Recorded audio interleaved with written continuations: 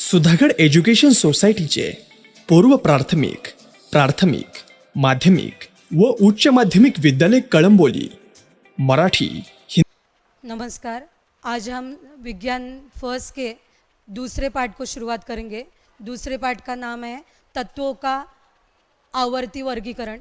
तो तत्वों के आवर्ती वर्गीकरण के बारे में जानकारी लेनी है। तत्व यानी क्या, तत्व संबंधी कुछ गुणधर्मों को बारे में हमें देखना है।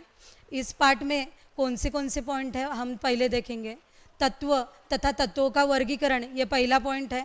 तो तत्व यानी क्या, तत्वों का वर्गीकरण किस प्रकार किया गया, उसके बारे में भी शुरुआत में जानकारी लेंगे। ये देखने के बाद दूसरा, डोबेराइनर का त्रिक का नियम। ये एक जर्मन वैज्ञानिक है डोबेराइनर, उन्होंने त्रिक का नियम कैसे दिया उसके बारे में जानकारी हमें लेना है। तीसरा, न्यूलैंड्स, ये भी एक अंग्रेज़ वैज्ञानिक है और इन वैज्ञानिकों ने न्यूलैंड्स का अष्टक नियम दिया, उसके बारे में जानकारी लेना है। चौथा पॉइंट, मेंडेलीव का आवर्त सारणी। मेंडेलीव, जिनको वर्गीकरण, तत्वों के वर्गीकरण का जनक माना जाता है, इन्होंने ही हमें आवर्त सारणी दी, जो आधुनिक आवर्त सारणी के रूप में आज तक आयत हम देख रहे हैं। तो मेंडेलीव इसलिए महत्वपूर्ण है और इनकी हम आवर्त सारणी देखेंगे। और बाद में आधुनिक आवर्त सारणी, जो इनके ही आवर्त सारणी में कुछ सुधार करके हमने आधुनिक आवर्त सारणी बनाई गई है, तो इसके बारे में जानकारी ले लेंगे। अभी देखो, कुछ प्रश्न दिए हैं, थोड़ा याद कीजिए। 9वीं में गए हुए हैं, इसलिए उन्होंने बोला है थोड़ा याद कीजिए। तो देखो, इसमें द्रव्य के प्रकार कौन से हैं, आप सभी को मालूम है द्रव्य के प्रकार कौन से हैं। तो ठोस, बाद में द्रव और गैस, ये 3 प्रकार आप सभी को मालूम है। और इसलिए द्रव्य के प्रकार कौन से हैं, तो 3 प्रकार हमने देखे। फिर से एक बार देखो, ठोस, द्रव और गैस। लेकिन अभी एक अति उच्च तापमान में प्लाज्मा, ये एक नई द्रव्य के प्रकार में आया हुआ है। तो ये चौथा प्रकार जो अभी आया है, उसका नाम क्या है, प्लाज्मा। तो वो भी हमें मालूम है। तो इस प्रकार द्रव्य के प्रकार हमने देखे। दूसरा प्रश्न, तत्व के प्रकार कौन से हैं, तो तत्वों के प्रकार को भी आपको मालूम है। तत्वों के प्रकार, एक धातु, अधातु और धातु सदृश्य। तो तत्वों के प्रकार कितने हैं, 3। और तो तीनों प्रकारों को हमने देखा, धातु, अधातु और धातु सदृश्य। तो तत्वों के प्रकार कौन से सभी को समझ में आए। ये देखने के बाद तीसरा प्रकार देखेंगे, द्रव्य के सूक्ष्म से सूक्ष्म कण को क्या कहते हैं। तो आपको ये भी मालूम है, हमने 9वीं में देखा है, तो भी इसका आंसर देती हूँ। द्रव्य के सूक्ष्मतम कण को परमाणु कहते हैं। तो ये इसका आंसर क्या है, परमाणु। तो द्रव्य के सूक्ष्म से सूक्ष्म कण को परमाणु कहते हैं। ये देखने के बाद चौथा एक प्रश्न दिया हुआ है, तत्व तथा यौगिक, इनके अणुओं में क्या अंतर है। ये भी हमने 9वीं में देखा है, तो भी मैं याद कराती हूँ 2-4 पॉइंट को। तत्व यानी क्या, तो एक ही पदार्थ के एक जैसे कणों को, जो कण परमाणु से बने हैं, उन्हें तत्व कहते हैं। लेकिन यौगिक, जो एक ही प्रकार के कण ना होते हुए अधिक प्रकार के कण होते हैं, और या मैं बोलूँगी अधिक प्रकार के परमाणुओं से बनकर मिलता है, वो यौगिक है। फिर से एक बार देखो, मैंने तत्व यानी कहा आपको कि एक ही प्रकार के परमाणु से बना हुआ तत्व होता है, और यौगिक एक या एक से अधिक प्रकार के परमाणुओं से यौगिक बनता है। इसके बारे में हमने जानकारी। तो अणुओं में अंतर क्या है, सभी को आया समझ में कि तत्वों के परमाणु एक जैसे होते हैं, लेकिन यौगिकों के परमाणु 1-2 या 2 से अधिक प्रकार के होते हैं। ये देखने के बाद अगला पॉइंट देखेंगे हम लोग, और वो है तत्वों का वर्गीकरण। अभी क्लासिफिकेशन ऑफ एलिमेंट यानी तत्वों का वर्गीकरण हमें देखना है। तो इसमें अभी आप सभी को मालूम है, अलग अलग वैज्ञानिक इसके ऊपर रिसर्च करते हैं, और इसलिए हम विज्ञान जगत में आज तक 118 तत्व, इनकी जानकारी हमें प्राप्त हुई है। इसके ऊपर और भी तत्व खोज की जानकारी चालू है, लेकिन हमारे बुक में 118 तत्वों के बारे में जानकारी दी हुई है। ईस्वी सन पूर्व 1800 में केवल 30 ही तत्व ज्ञात थे। ईस्वी सन पूर्व 1800 में केवल कितने तत्व थे, ज्ञात थे, 30 ही। लेकिन जैसे जैसे समय गया, या समय के साथ साथ अधिक तत्वों की खोज हुई, और अधिक तत्वों की खोज होने के बाद फिर इन अधिक तत्वों की गुणधर्मों में क्या समानता है या इनके गुणधर्मों में कुछ अलगता है, इसके आधार पर तत्वों का वर्गीकरण करना उसके बारे में वैज्ञानिक सोचने लगे। फिर अलग अलग वैज्ञानिक तत्वों का वर्गीकरण किस प्रकार किया जाएगा उसके बारे में सोचने लगे। और फिर सभी वैज्ञानिकों की अपने अलग अलग जो थियोरी थी वो सभी वैज्ञानिकों ने अपने अलग अलग जो वर्गीकरण है वो दिया। पहले केवल तत्वों का वर्गीकरण दो में होने लगा, धातु तत्व और अधातु तत्व। और बाद में एक तीसरा तत्व जो तत्वों का प्रकार आया और वो था धातु सदृश तत्व।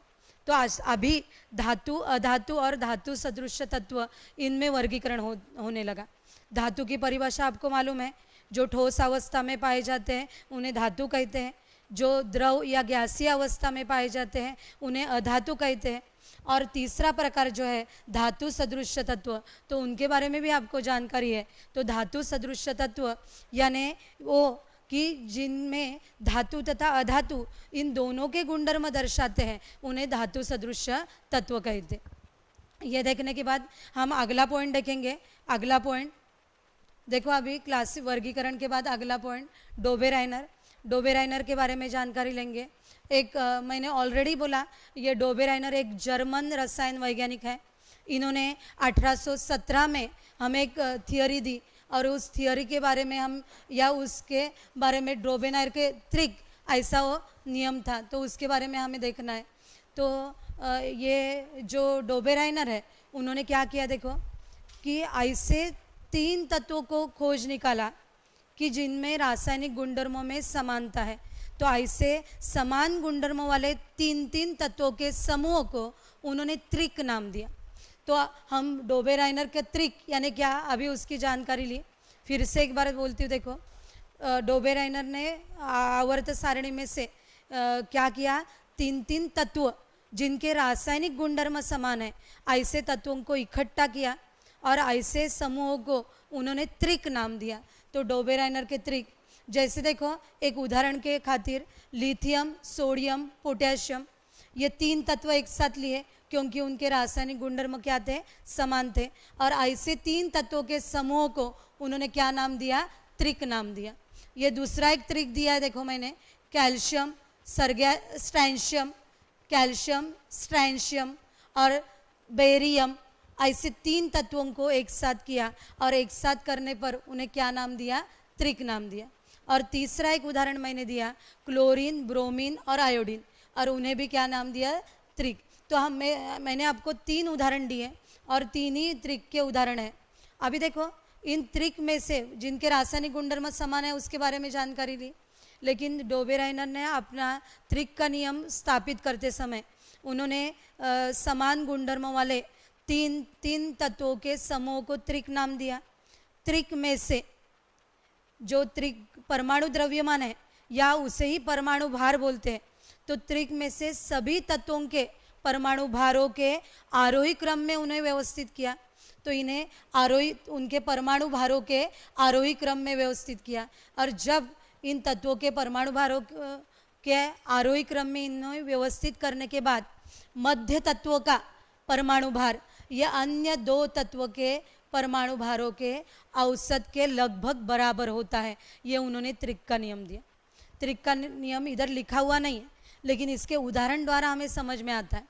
फिर से एक बार देखो, पहला त्रिक, डोबेराइनर के त्रिक के नियम का पहला वाक्य, डोबेराइनर ने समान गुणधर्म वाले 3 तत्वों के समूह किए, उस समूह को उन्होंने त्रिक नाम दिया। ये पहला वाक्य। दूसरा वाक्य उनमें से, तो त्रिक में से जिनके परमाणु त्रिक में से सभी के परमाणु द्रव्यमान के अनुसार उन्होंने 3 तत्वों को उनके आरोही क्रम में लगाया। ये दूसरा वाक्य। आप इतना ही बोलो तो भी चलेगा कि तत्वों को उनके परमाणु भारों के आरोही क्रम में लगाया।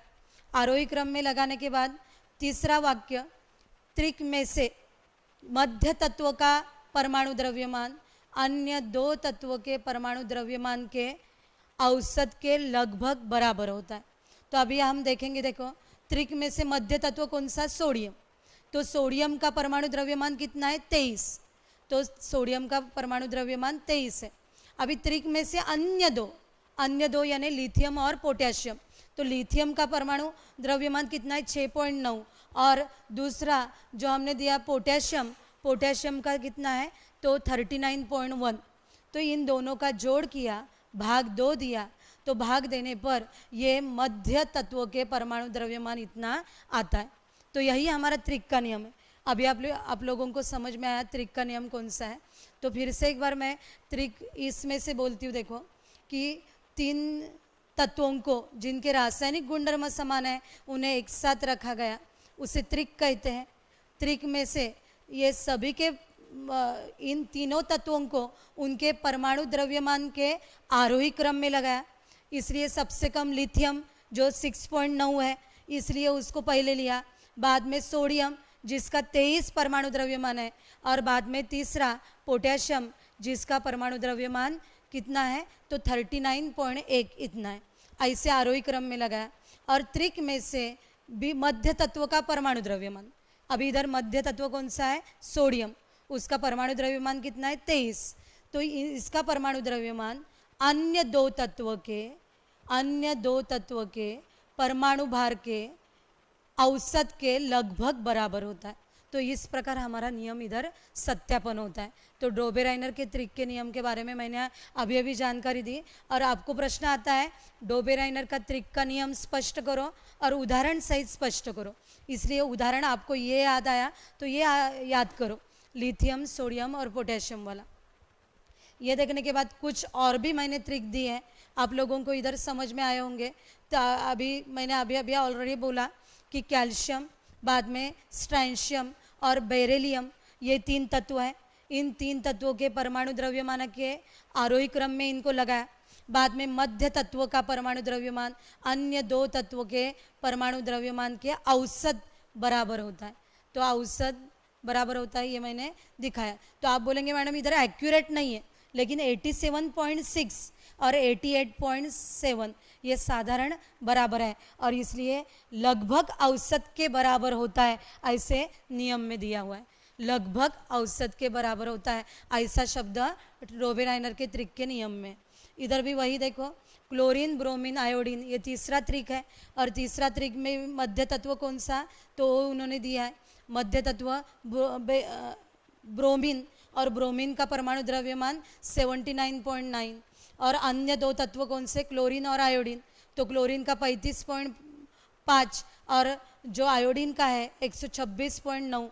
तो इनका औसत निकाला और यह औसत लगभग मध्य तत्व के द्रव्यमान के बराबर होता है, ये प्रूव हुआ। ये देखने के बाद हम आगे जाएंगे। अभी देखो इसी के ऊपर कुछ प्रश्न दिए हैं, जो मैंने डोबेराइनर का त्रिक बताया तो उसके अनुसार प्रश्न दिए। समान रासायनिक गुणधर्म वाले तत्व के समूह दिए, उसमें से डोबेराइनर की त्रिक पहचानो। तो मध्य तत्व का परमाणु द्रव्यमान अन्य 2 तत्वों के परमाणु भार के द्रव्यमान के औसत के लगभग बराबर आया, तो ये त्रिक है। दूसरा भी वैसा ही करने का, मध्य तत्व का परमाणु द्रव्यमान अन्य 2 तत्वों के परमाणु भार के औसत के लगभग बराबर आया, तो ये भी त्रिक है। तो 2 उदाहरण मैंने दिए, दोनों आपको होमवर्क है, होमवर्क के तौर पर घर में जाकर ये करो और इस प्रकार त्रिक पहचानने।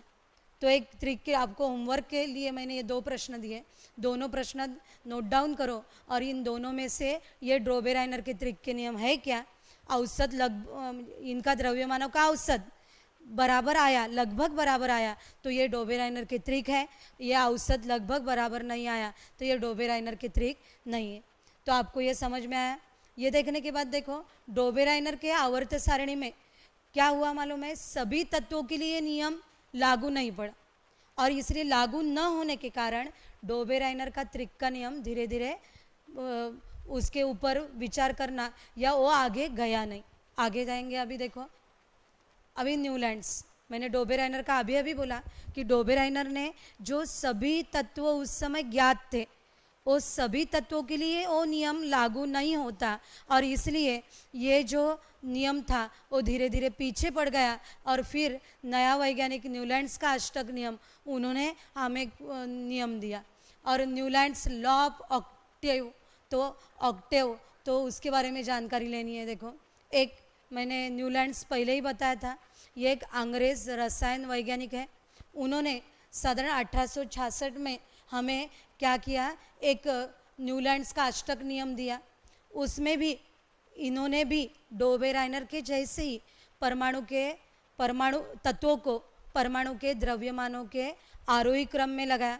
उसके आवर्त सारणी में फिर से एक बार देखो कि उस समय न्यूलैंड्स ने परमाणु के द्रव्यमानों को आरोही क्रम में रखा और रखने के बाद उन्होंने शुरुआत का हल्का तत्व हाइड्रोजन से शुरुआत की और बाद में अंतिम तत्व थोरियम इस तत्व से पाया। अंत किससे पाया? तो थोरियम इस तत्व से हुआ। तो इस प्रकार शुरुआत की। उन्होंने ये पाया कि इन्हें जब उन्होंने अपने आवर्त सारणी में व्यवस्थित किया तो व्यवस्थित करने के बाद उस समय 56 तत्व ज्ञात थे, यानी 56 तत्व ज्ञात थे और 56 तत्वों को उन्होंने आवर्त सारणी में क्या किया? व्यवस्थित किया। और व्यवस्थित करने के बाद उनको ये पता लगा कि प्रत्येक 8वें तत्व के गुणधर्म ये पहले तत्व के गुणधर्म के समान होते। यही उनका न्यूलैंड्स का अष्टक नियम है। तो न्यूलैंड्स का अष्टक नियम में देखो फिर से एक बार मैं बोलती हूँ, न्यूलैंड्स ने अपने उस समय जो 56 तत्व ज्ञात थे उनको उन्होंने क्या किया? अपने आवर्त सारणी में रखा। आवर्त सारणी में रखने के बाद उनको उनके परमाणु द्रव्यमानों के आरोही क्रम में लगाया।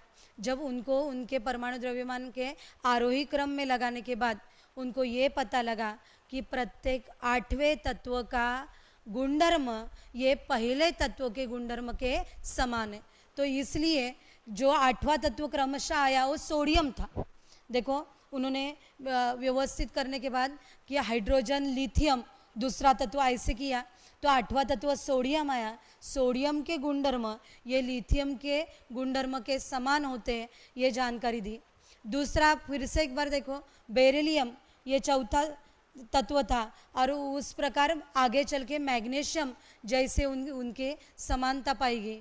यानी प्रत्येक आगे चल के प्रत्येक 8वें तत्व के गुणधर्म ये पहले तत्व के समान थे, इस प्रकार हुए। अभी इसके आवर्त सारणी आगे दी है तो आवर्त सारणी हम देखेंगे आगे कैसी है। तो देखो ये न्यूलैंड्स के अष्टक नियम की आवर्त सारणी है।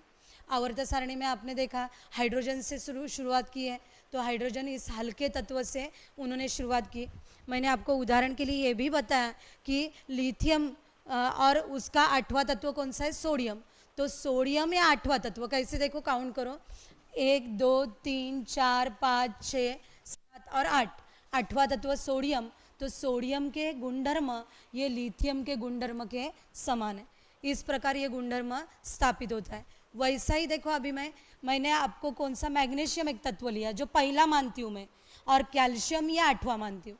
तो है क्या नहीं? देखो मैग्नीशियम को पहला मानने के बाद देखो 1 2 3 4 5 6 7, तो मैग्नीशियम और कैल्शियम ऐसे इनके दोनों के बोले, या आप मैग्नीशियम और बेरिलियम भी बोल सकते हो।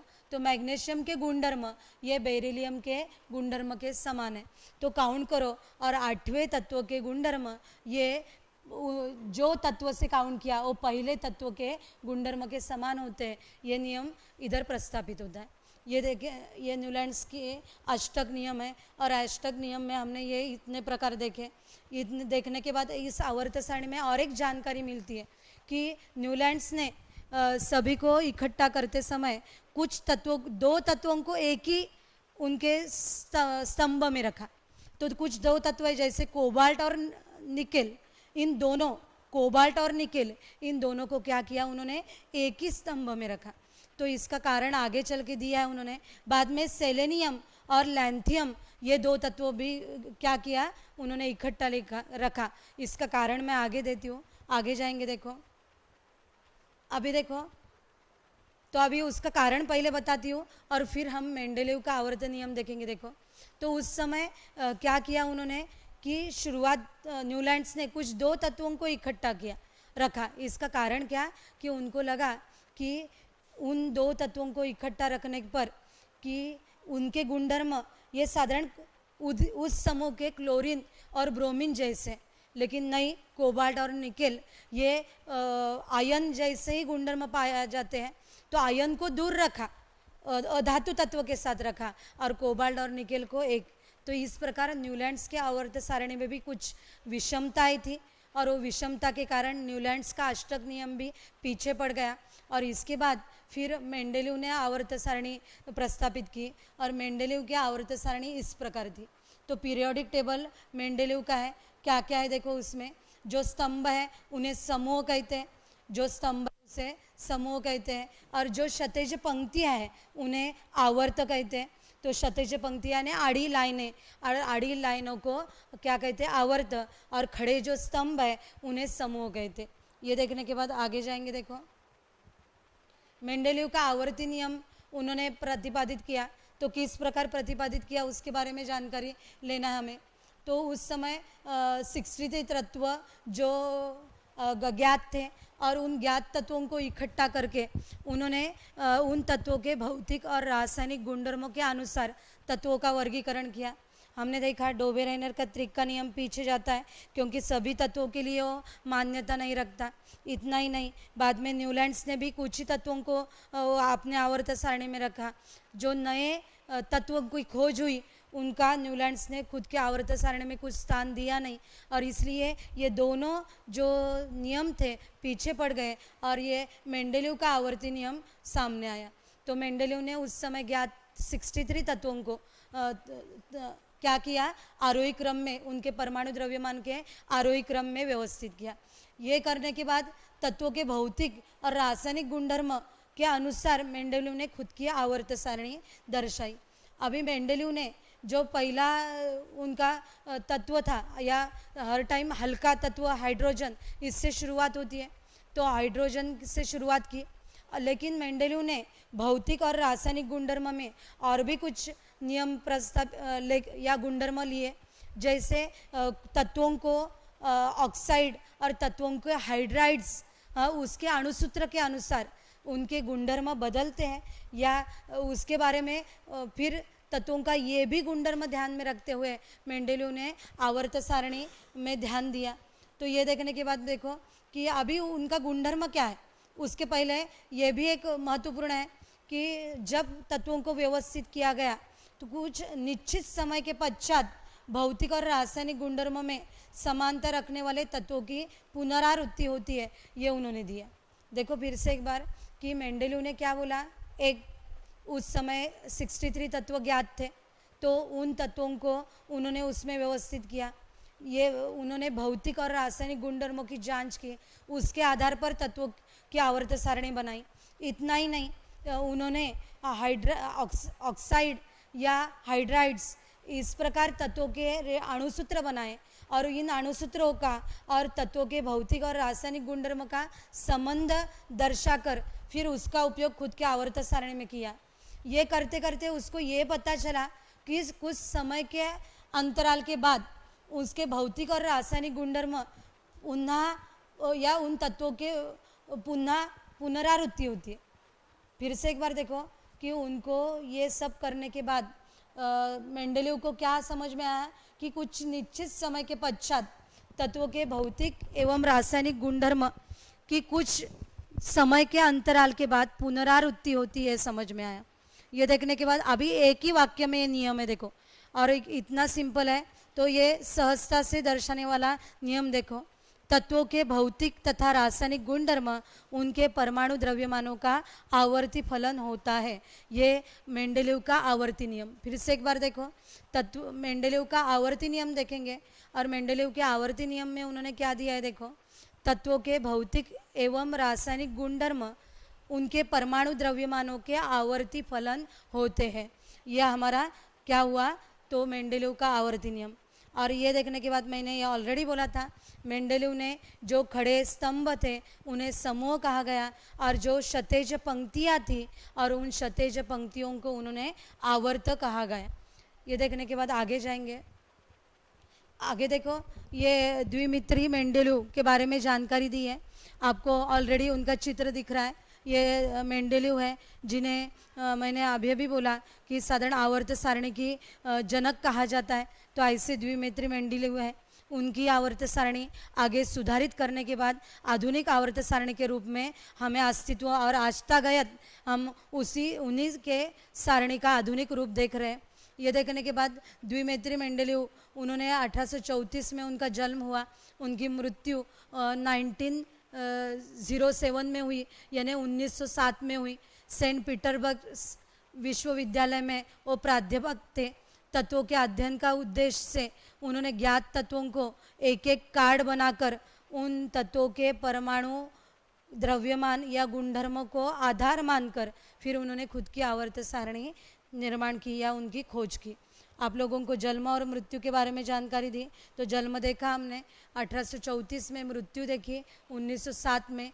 इन्होंने सेंट पीटर्सबर्ग विश्वविद्यालय में वो प्राध्यापक थे, और प्राध्यापक होने के कारण क्या किया कि तत्वों के अध्ययन के लिए उन्होंने उस समय ज्ञात तत्वों को एक एक कार्ड बनाए, उस कार्ड पर उन्होंने गुणधर्म रखे और गुणधर्मों को आधार करके उन्होंने आवर्त सारणी की खोज की, और वही आगे चल के मेंडेलीव की आवर्त सारणी जो हमें देखनी है।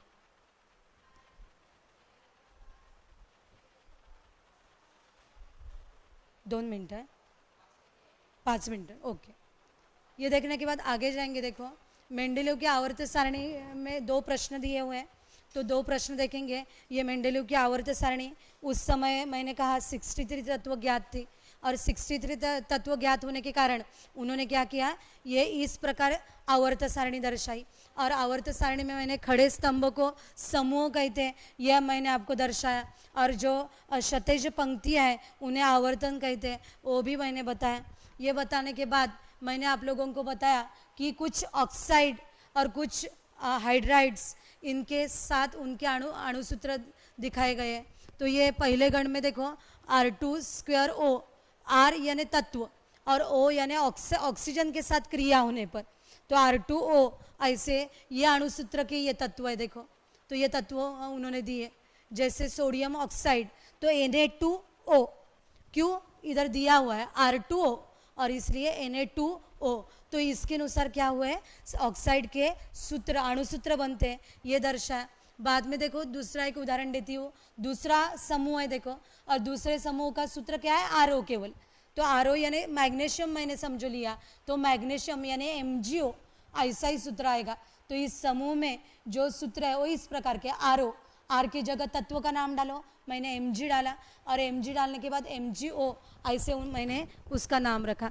ये देखने के बाद देखो आगे चल के ये सूत्र है O वाले, और H वाले जो है ऊपर है, तो RH4, RH3, RH2 ऐसे उन्होंने दिया RH। तो ये अलग अलग गुणसूत्र के अनुसार ये दिया हुआ है। तो ये आवर्त सारणी देखने के बाद प्रश्न पूछे उन्होंने, और प्रश्न कौन से, देखो पहला प्रश्न, मेंडेलीव के आवर्त सारणी में अनेक स्थान रिक्त रखे गए, तो कुछ स्थान रिक्त रखे। आप बोलेंगे कौन से, तो देखो इधर एल्यूमिनियम दिखाई दिया है, लेकिन नीचे कुछ तत्व नहीं है, केवल परमाणु द्रव्यमान दिया है, तत्व का नाम दिया है क्या, नहीं है, यानी ये जगह क्या हुई, रिक्त। तो रिक्त रखे गए हैं, उनके परमाणु भार दर्शाए, और इन परमाणु भारों के अनुसार उनका आवर्ती क्रमांक या समूह क्रमांक बोलो, ऐसे उन्होंने बोला है। तो कुछ तत्वों के तो कुछ उदाहरण दे दो, ऐसे उन्होंने बोला है। तो मैं पहला उदाहरण देती हूँ। देखो ये परमाणु द्रव्यमान 44, और कौन से समूह में, तीसरे समूह में, और कौन से आवर्तन में, तो चौथे आवर्तन में। तो इस प्रकार आप खोज निकालो इस आवर्त सारणी में ऐसे कौन से तत्व है। एक उदाहरण मैंने दिया, 2-4 उदाहरण आपको देने। दूसरा एक दे सकती हूँ, देखो इधर भी रिक्त जगह है, नाम इधर जिंक जैसा है, इधर नाम दिया हुआ है का, नहीं, केवल परमाणु द्रव्यमान दिया है, और वो कितना है, 68। तो 68 ये परमाणु द्रव्यमान है। अभी उसके अनुसार इधर ये कौन से समूह है में, तो तीसरे समूह में, और कौन से आवर्तन में, तो 5वें आवर्तन में। तो ये समूह और ये आवर्तन क्रमांक, तो इस प्रकार खोज करनी है आपको। तो ये दिए है। बाद में कुछ जो है परमाणु या तत्वों के संबोध के सामने क्वेश्चन मार्क है, तो उनके संकेत पता लगने के लिए उन्होंने प्रश्न चिन्ह दिए हुए। ये देखने के बाद हम इसका आगे भाग देखेंगे। मेंडेलीव की आवर्त सारणी की विशेषता ये नए तासिका में हम देखने वाले हैं। इसलिए आज के लिए धन्यवाद।